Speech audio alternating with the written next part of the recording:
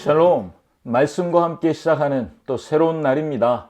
오늘도 주님과 함께, 말씀과 함께 행복한 날 되십시오. 기도하겠습니다. 사랑하는 주님, 누가복음을 묵상하고 벌써 3달을 접어들고 있습니다. 한 복음서를 이렇게 우리가 성실하게 묵상할 수 있다는 것이 얼마나 감사한지요.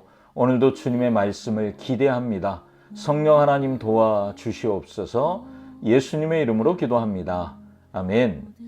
아멘. 오늘 누가복음 21장 5절부터 19절까지 말씀입니다. 오늘도 말씀 듣고 와서 나누도록 할게요.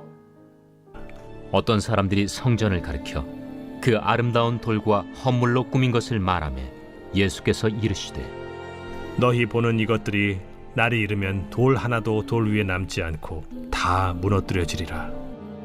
선생님이요, 그러면 어느 때에 이런 일이 있겠사오며 이런 일이 일어나려 할 때 무슨 징조가 있사오리까? 미혹을 받지 않도록 주의하라. 많은 사람이 내 이름으로 와서 이르되 내가 그라하며 때가 가까이 왔다 하겠으나 그들을 따르지 말라. 난리와 소요의 소문을 들을 때 두려워하지 말라. 이 일이 먼저 있어야 하되 끝은 곧 되지 아니하리라. 민족이 민족을, 나라가 나라를 대적하여 일어나겠고 곳곳에 큰 지진과 기근과 전염병이 있겠고 또 무서운 일과 하늘로부터 큰 징조들이 있으리라. 이 모든 일 전에 내 이름으로 말미암아 너희에게 손을 대어 박해하며 회당과 옥에 넘겨주며 임금들과 집권자들 앞에 끌어가려니와 이 일이 도리어 너희에게 증거가 되리라. 그러므로 너희는 변명할 것을 미리 궁리하지 않도록 명심하라. 내가 너희의 모든 대적이 능히 대항하거나 변박할 수 없는 구변과 지혜를 너희에게 주리라. 심지어 부모와 형제와 친척과 벗이 너희를 넘겨주어 너희 중에 며칠 죽이게 하겠고 또 너희가 내 이름으로 말미암아 모든 사람에게 미움을 받을 것이나 너희 머리털 하나도 상하지 아니하리라. 너희의 인내로 너희 영혼을 얻으리라. 아멘. 우리가 어제까지 해서 누가복음 20장을 쭉 묵상해 왔잖아요. 누가복음 20장 전체를 흐르는 주제는 뭐냐 하면 예수님의 권위가 어디로부터 왔는가 하는 걸 보여주는 거예요. 하늘로부터, 하나님께로부터 왔다는 것이고요. 그리고 또 하나를 더 말하자면 예수님이 말씀에 대해서 해석하고 가르치는 것이 더 정확한 것. 그래서 말씀의 권위도 누구에게 있다? 예수님에게 있다는 것을 말해주고 있습니다. 그리고 자연스럽게 그 반대편에 서 있는 종교 지도자들이요.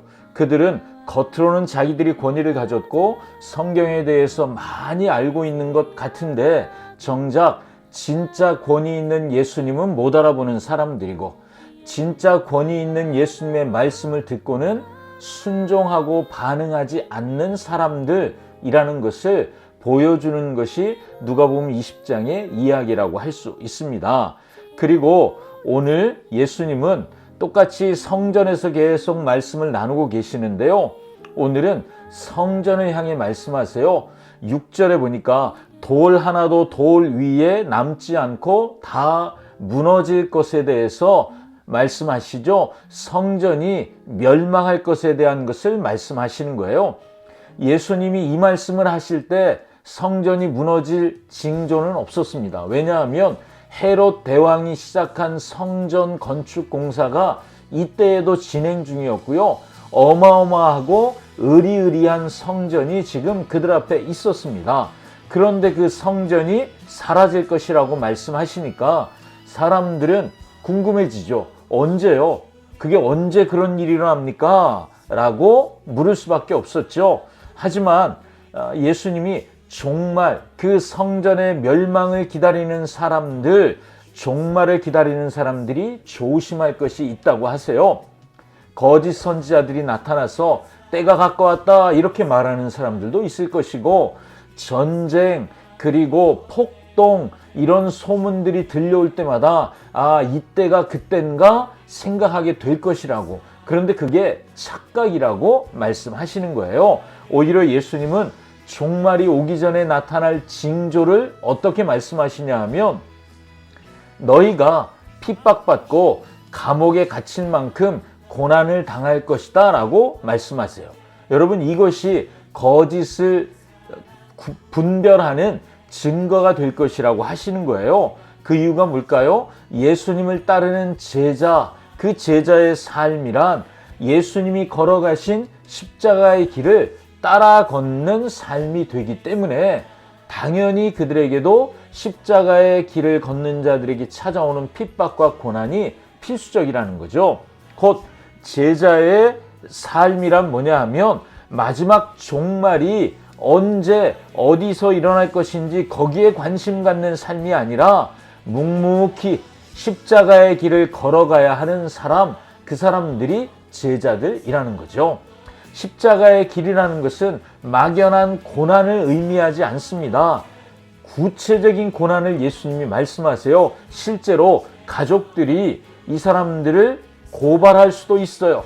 또 사람들에게 미움을 받고 죽임을 당하기도 할 것입니다. 실제로 너희 가운데 죽는 사람이 나올 것이다 말씀하시잖아요.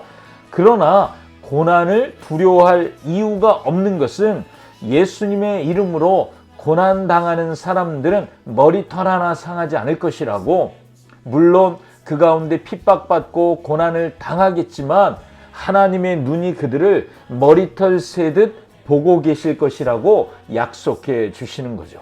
자, 여러분, 이런 십자가의 길을 걷는 사람들에게 필요한 게 뭘까요? 예수님이 오늘 말씀하시는 건 인내하는 삶입니다.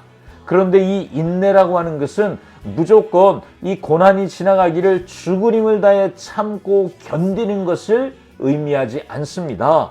이 인내는 어떤 것이냐 하면 오히려 하나님이 내게 주신 약속을 믿고 소망을 품고 이 십자가의 길을 걸어가는 것을 의미합니다. 예수님이 오늘 이 말씀을 통해 우리에게 가르쳐 주시는 것은요, 구체적으로는 AD 70년에 로마에 의해서 예루살렘이 멸망을 당하죠. 그 예루살렘의 멸망을 예수님이 지금 말씀하고 계시는 것이죠.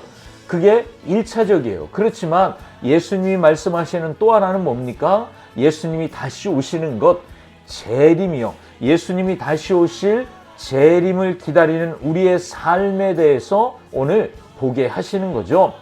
여러분, 어리석은 사람은 어떻게 합니까? 예수님 언제 오십니까? 어디로 오십니까? 언제 어디 여기 관심을 갖는다는 거예요. 하지만 지혜로운 사람은요, 예수님이 걸어가신 그 길을 묵묵히 따라 걸어가는 사람입니다.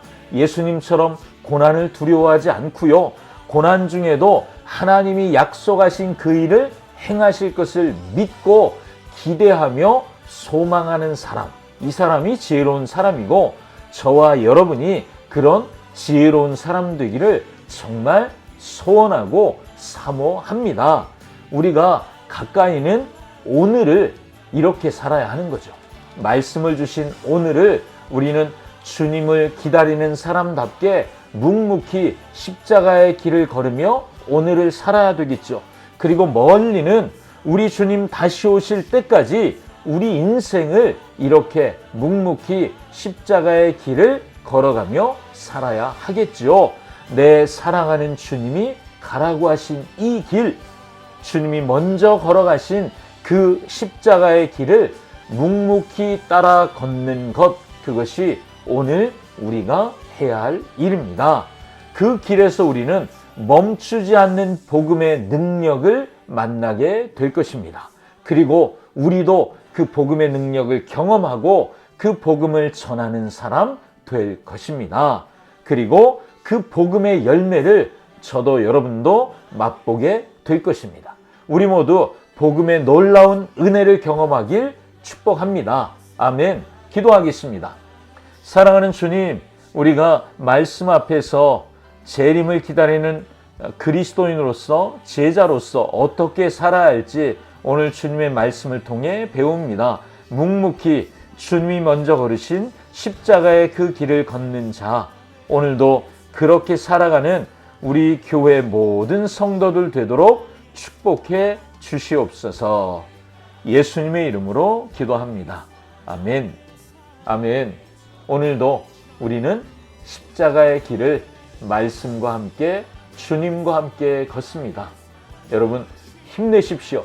샬롬.